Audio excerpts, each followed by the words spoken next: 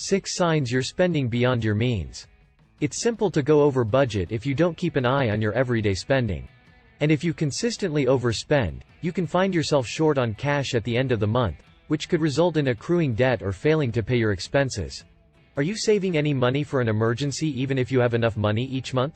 It's time to create a solid budget if you're always running low on cash. You are not alone if you are spending more than you can afford. The majority of Americans, 78%, live paycheck to paycheck. The average American saves less than 5% of their income, which indicates that they aren't living within their means even if they aren't living on the brink. You should aim to set aside at least 20% of your salary each month for retirement and unexpected expenses. You might need to change your spending and saving habits if you routinely overspend. Here are some tell signs that you may be living beyond your means. 1. Your credit card balances keep rising. Revolving credit is used by credit cards, therefore monthly finance costs are charged to the outstanding balance. Your credit card balance will continue to rise due to credit card interest even if you make your minimum monthly payments. Think about approaches to deal with credit card debt and reduce the balance. 2. Your credit score that continues to drop. Lenders use your credit score to determine whether you are creditworthy and should be approved for a loan. It depends on a number of things, such as how long your credit history is, whether you make on-time payments on your bills, and your debt-to-income ratio. Your credit score should be at least 600. Numerous things could cause your score to drop below 600, but one of the main ones is having too much debt. 3. You are paying more than 30% of your income for housing. Whether you own or rent your house, if your housing costs account for more than 1/3 of your income, you are paying too much. The government established a benchmark for housing costs in 1981 to 30% of your income. Cost burden is defined as spending more than 30% of your income. You are considered house poor if your mortgage payment is greater than 30%, which puts your other financial obligations in jeopardy. Even worse, if you purchased a property during the housing boom and the value has declined, you can find yourself in a situation where your mortgage is upside down and you owe more than the house is worth. 4. You vacation on credit. We all enjoy traveling, but if you have to borrow money to do so, you are either overpaying on your trip or not saving enough for it, or both, to pay for it. Ideally, you should be able to use your savings to cover the cost of your trip. Playing now and paying later will simply result in you having to carry a greater amount of debt. 5. You don't have an emergency fund.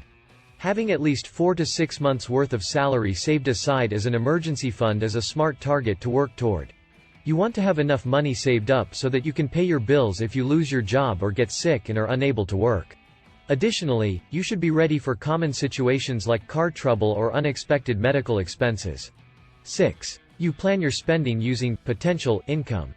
You are living on wishful thinking if you base your spending decisions on potential income. You cannot spend the money until you actually receive it, regardless of whether you are anticipating a raise or waiting for someone to pay you what you are due. Use financial planning to manage spending. Budgeting carefully is the best strategy for managing excessive expenditure.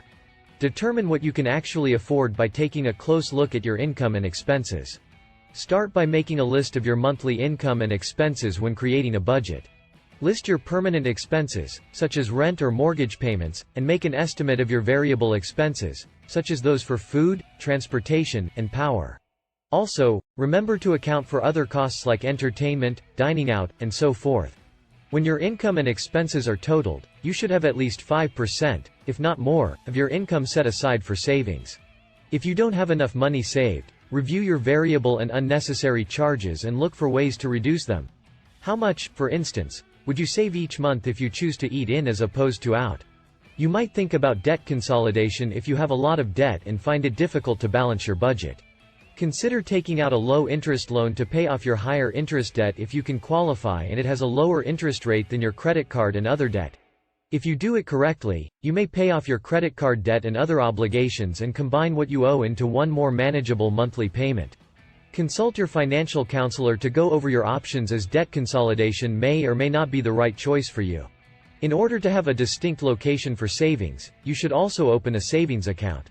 Consider setting up an automated cash transfer from your checking account to your savings to make sure you are saving each month.